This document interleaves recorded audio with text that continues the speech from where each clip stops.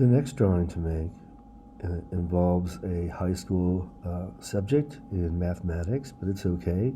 All you have to do is recreate the document. So I would like the title trigonometry on there along with this diagram. So to make it easier, what you can do is copy paste and bring it over to the slide that you're going to create this on.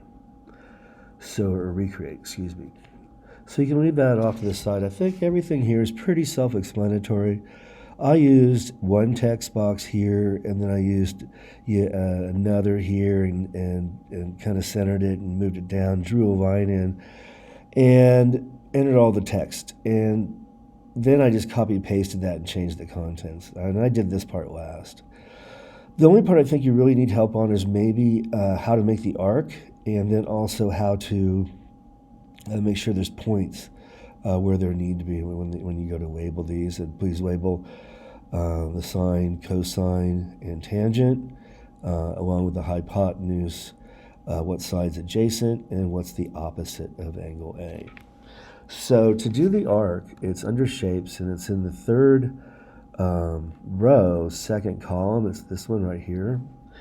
And hold down the shift key so it remains a circle, but when you do this, you'll see that it only makes a quarter circle, and that's what it's supposed to do.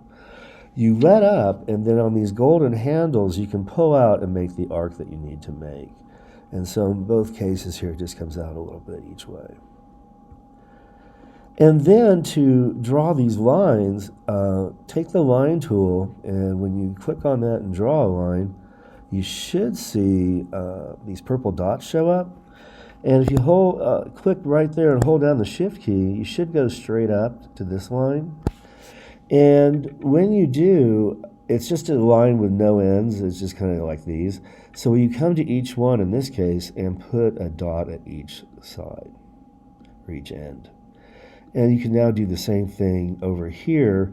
But since there's the dot in the center now, you don't need to do it in the beginning. Just now the end. So that would be this one.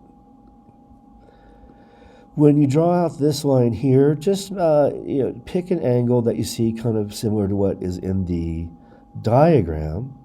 And you're trying to, I'm off just a little bit, I'll move it in a second.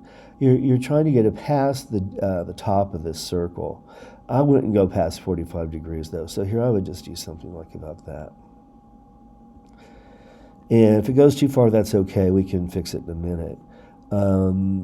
And so then I need another line that goes from here to here. And where they intersect, that is a point. So I'll put that there. And I think I'm just off a hair here. And you can fix all this up by zooming in. And hit that. You don't have to be this exact, but if you want to be, you can. Put that more like here in the center for the let me. I'm not using a mouse, so it's kind of hard. I'll leave it. He admits defeat. And then the rest is pretty straightforward. You drop a line down here to here. You raise a line up from here to here. That's your tangent and sine.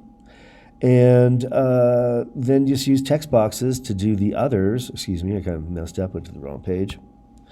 And just use text boxes for these and use the free rotate button on the text box to get it angled.